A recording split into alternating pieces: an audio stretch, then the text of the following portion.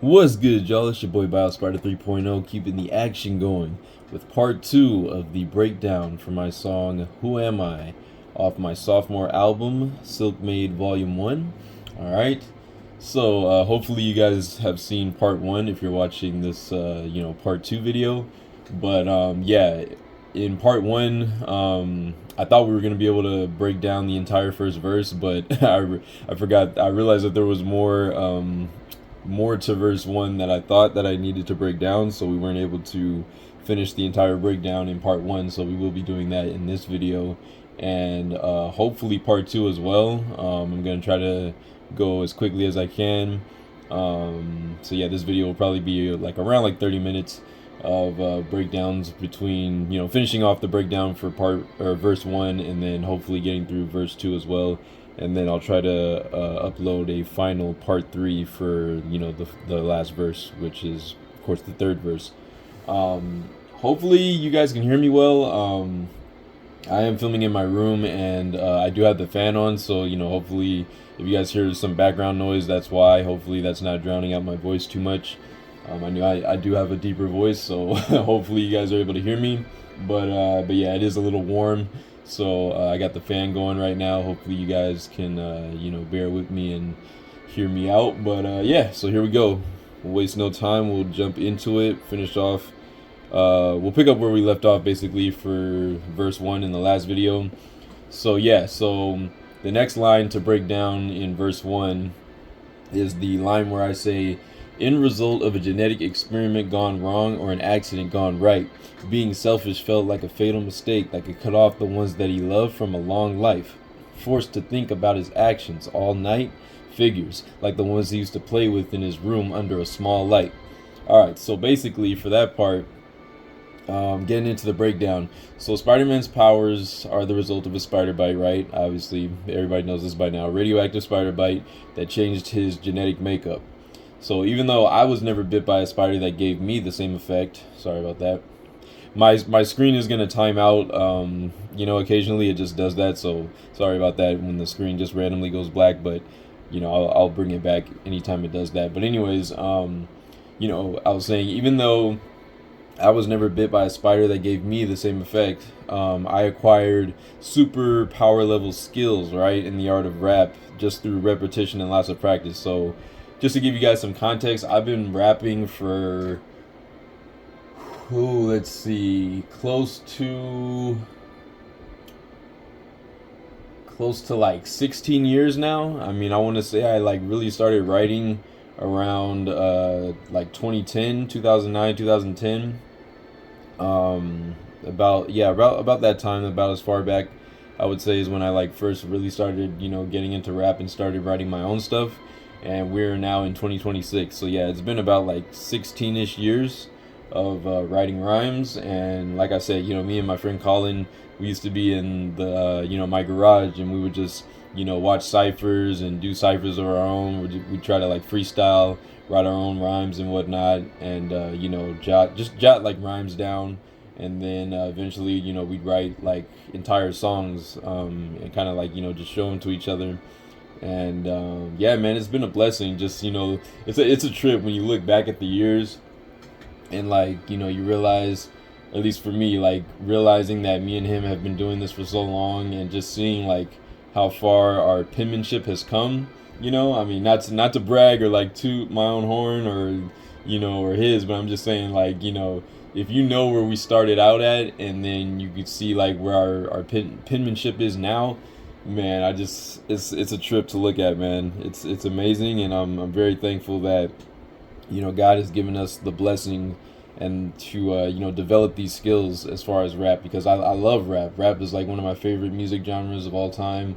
I think it's highly slept on, and I can't really blame anybody nowadays, because like obviously rap music is very, very different than what it used to be. And like I said, I'm somebody that champions lyricism, so I really like lyrical rap. I know that's not everybody's cup of tea, but that's always been my personal thing. So it's just really, really dope to have been able to develop those skills with my best friend, right? and just seeing how we've both like grown over the years, how our writing styles have changed and elevated. It's really really a cool thing to watch. So, but yeah. So basically, getting back into the breakdown. So yeah, just I mean, it really was just repetition and a lot of practice. Like I said, me and him were not that great when we first started out, but we just kept with it, and gradually we got better and better. We started to see improvement. It was a lot easier to kind of put rhymes together and like recognize patterns. And honestly, man, you get better by like watching and listening to other people. So, he and I listen to a lot of like underground artists that aren't mainstream, like a lot of people might not know about. But we were like very heavily into like the underground scene. So, underground artists on YouTube that had like, there was a thing back in the day called Team Backpack Ciphers. Oh man, like we used to watch those, and they had like a bunch of people that a lot of you guys may have never even heard of, but they were like some dope artists, and we used to listen to them. If you've ever seen the Rhythm and Flow show that used to be on Netflix, one of the artists on there, he lost to D Smoke, who is an amazing artist, right? Love D Smoke. But there was a guy on there called Flawless Flawless Real Talk from Rhode Island. He is like one of my favorite artists. Colin, my friend, he introduced me to Flawless's music, and Flawless is somebody that definitely had a huge influence on like my pen in the early stages.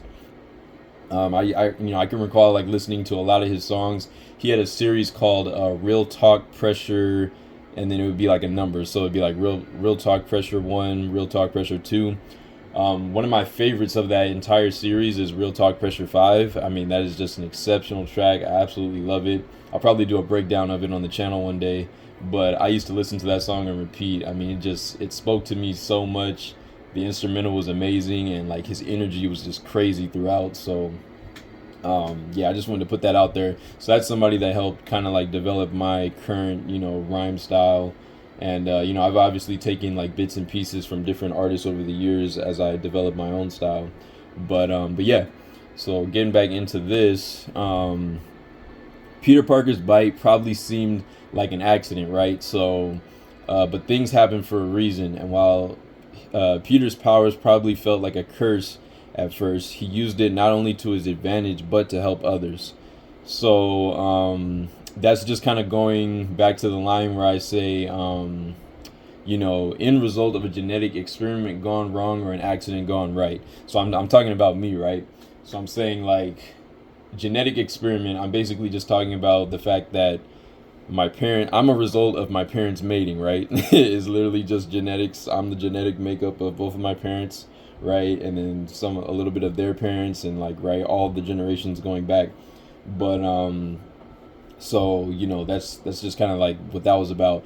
But and then as far as like the whole accident line, let's see, where does I say it on here?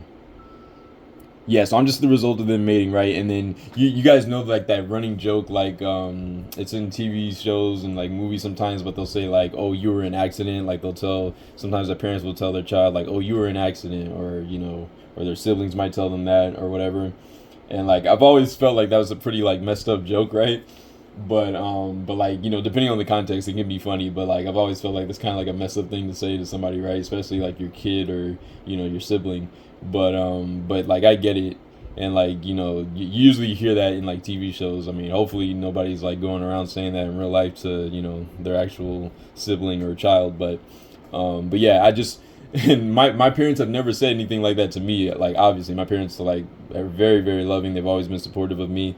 But I just thought it was kind of ironic that I could like tie that joke into this bar. So that's why I wrote end result of a genetic experiment gone wrong or an accident gone right. So like let's say on the off chance that I was an accident, like maybe they didn't mean to have me or like whatever. I feel like the trajectory of what I'm doing with rap is at such a level now where it's like it would be mad ironic if like I wasn't meant to be here. You know what I mean? Like it's almost like a not to get deep, but it's almost like when you think about like a existential type of thing, and you like me personally seeing like my growth with rap and like where I'm trying to take it and how I feel like it's helping people that do listen to my music. it's like, wow, like, like imagine if I wasn't around to say this stuff. Like somebody's got to say it, right? And I feel like, why not me? So that's just kind of like what that line was about.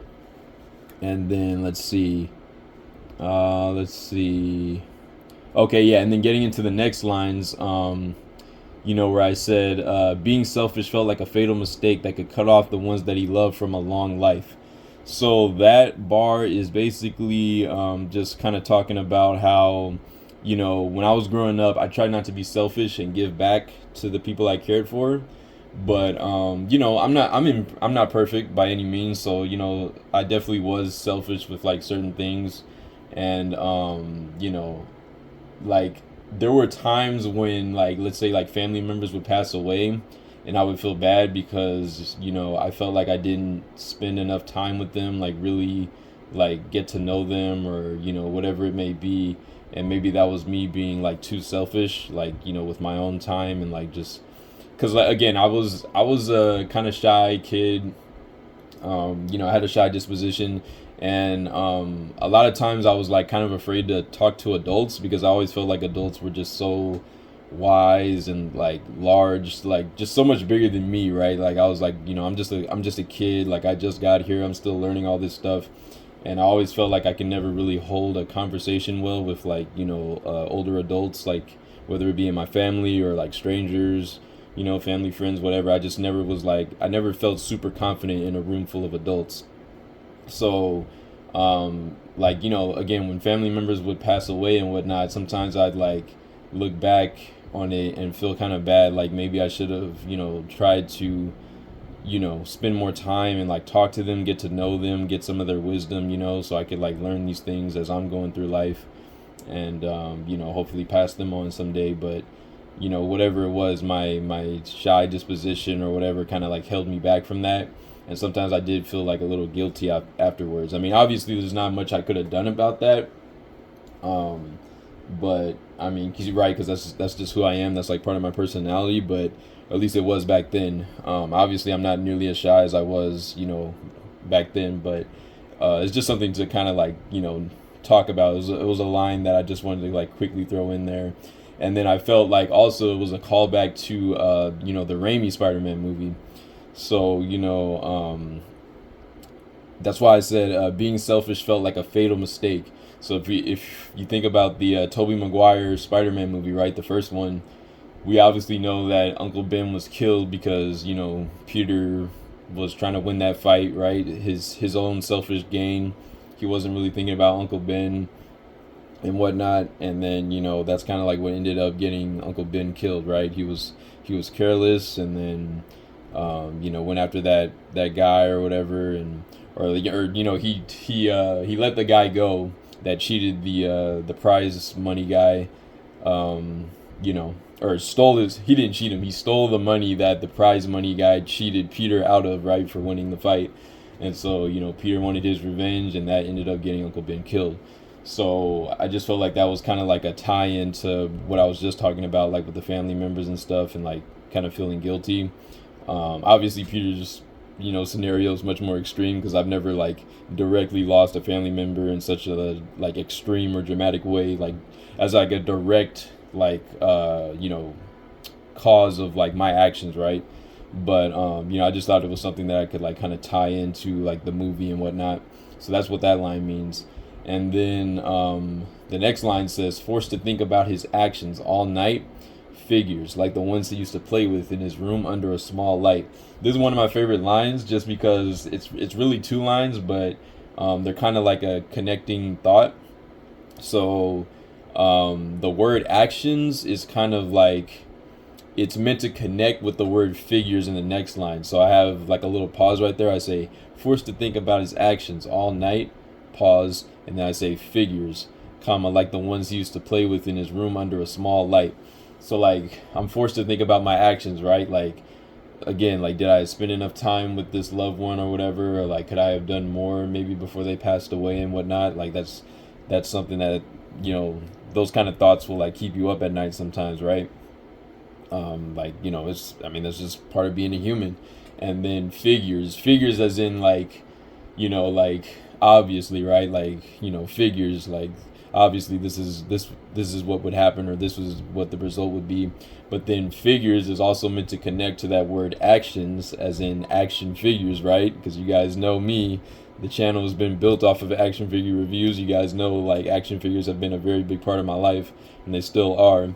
And so figures like the ones he used to play with in his room under a small light.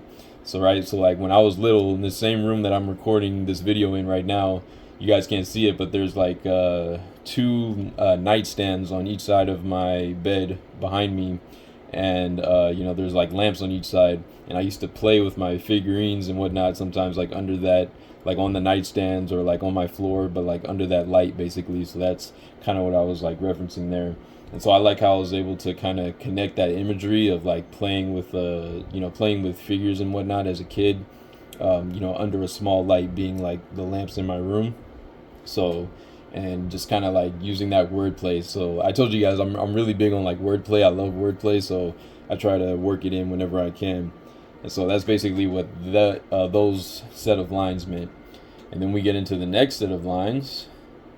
A hero fanatic who wanted as little of the static brought to him wouldn't stand against the bully, so he hit the pad and it stuck. He was lost again. Could it be better to be an airhead? Nah, he just forgot to vent. Off to Collins for some drawing and trying to talk some sense until I dropped the pen. Hold up. Alright, so getting into this part, let's see.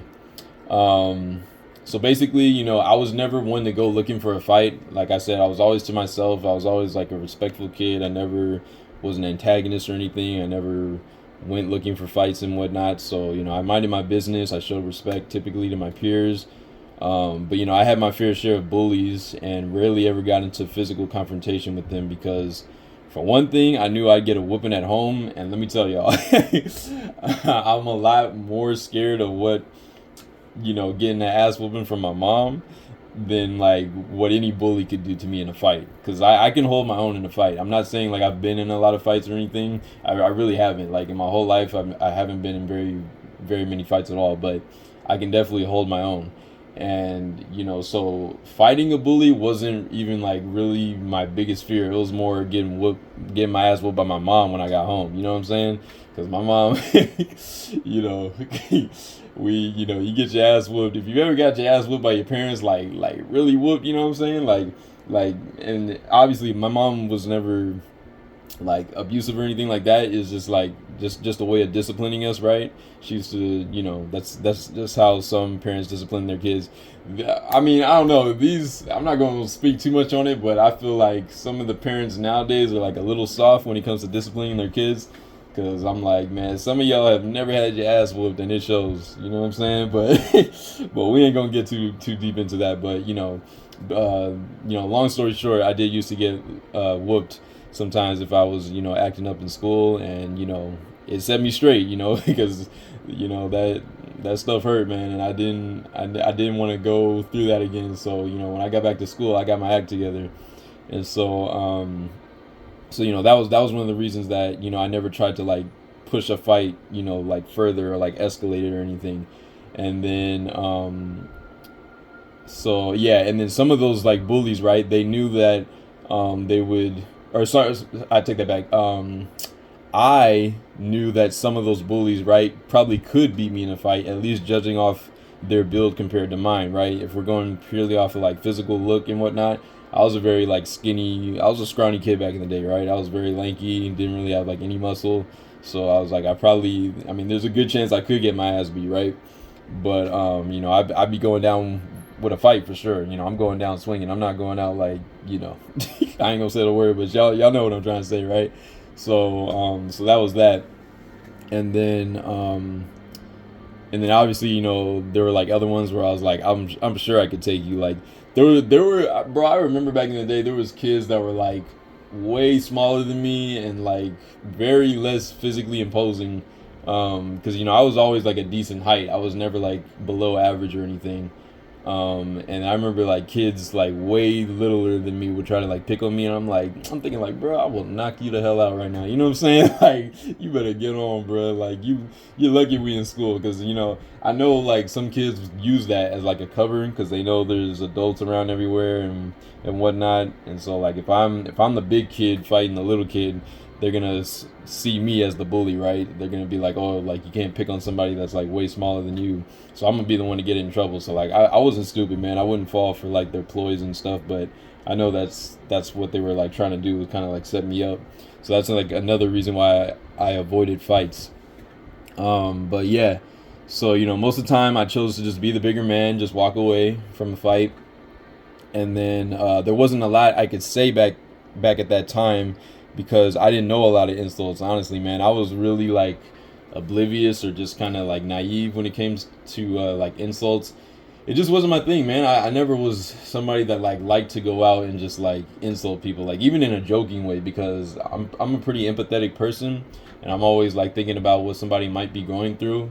And so if I say like a certain thing, it might set somebody off, or it might just like ruin their whole day. Like I'm very aware of the power that words have, so I've always tried to make my words, very positive.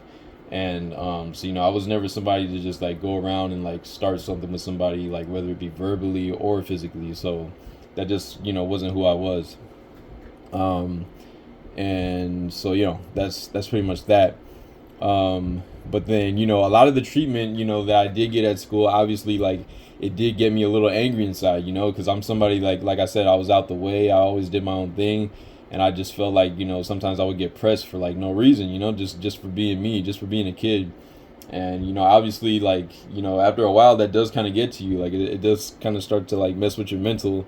And so I'm human, so I got angry just like anybody else would. And I needed a way to kind of like vent that frustration, so rap helped me with that a lot. And like I said, Eminem in particular, he was like one of the biggest artists that I used to listen to in my early days of rap. And then again, my best friend Colin, he began writing rap songs first, and then he showed them to me. And sorry about the screen. I was so inspired by what he wrote that I decided to give it a try. And then before I knew it, it became a consistent passion of mine. And so we both basically ended up just kept on rapping from there. And so the word pad in that line where I say wouldn't stand against the bully, so he hit the pad and it stuck, he was lost again. Pad is meant to be it's kind of like a double. So pad is meant to express me hitting my writing pad for rhymes, right?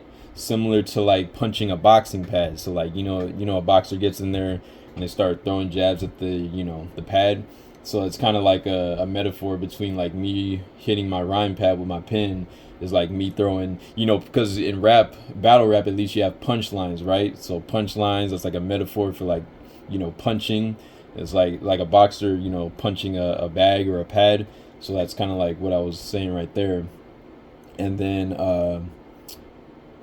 yeah, the passion for rapping just grew, and it stuck with me, which connects to the line before of me not wanting static from the bully. So the part where I said wouldn't stand against the bully, so he hit the pad and it stuck, he was lost again.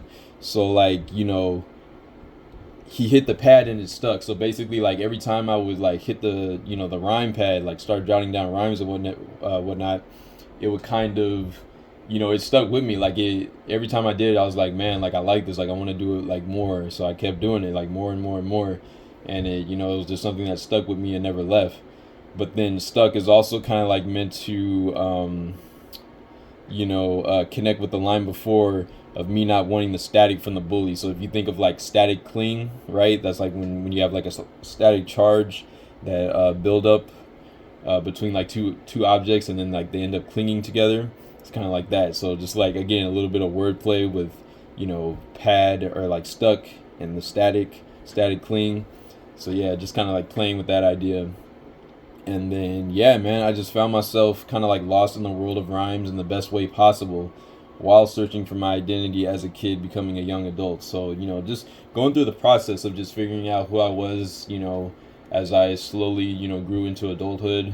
Because by this time I'm in like high school, getting ready, like gradually getting closer and closer to college and whatnot. And the rhyming definitely kind of helped me like just figure out like who I was and like express my thoughts in a healthy way, I feel like. you know, over the years. So yeah, that's basically what those lines were talking about.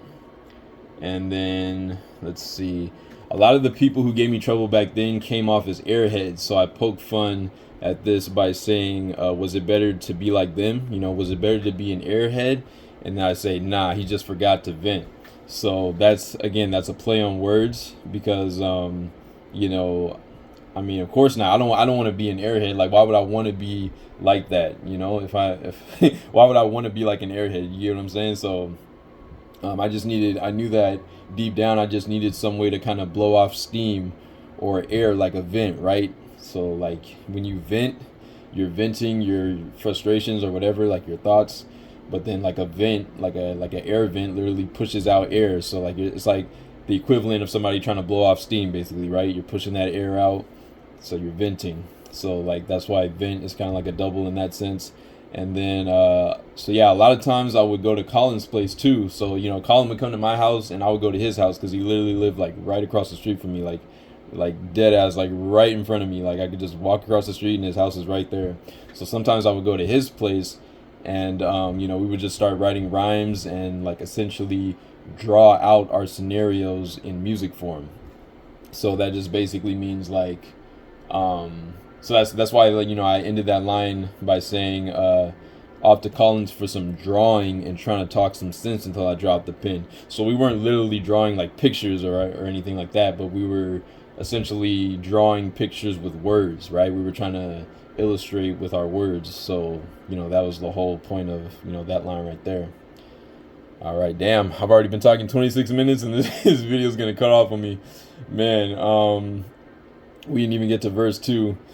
This one, so I'm about to hit, I guess, yeah, well, I guess we'll start it right now. We're 26, I got about like 3 minutes left. We'll start verse 2, I guess, for part 3, or I might have to make this one, honestly, into like 4 parts. This video might be 4 parts, because, yeah, this is like one of my longest breakdowns on the album, just because, you know, it's the title track, so there's like a whole lot to unpack from it.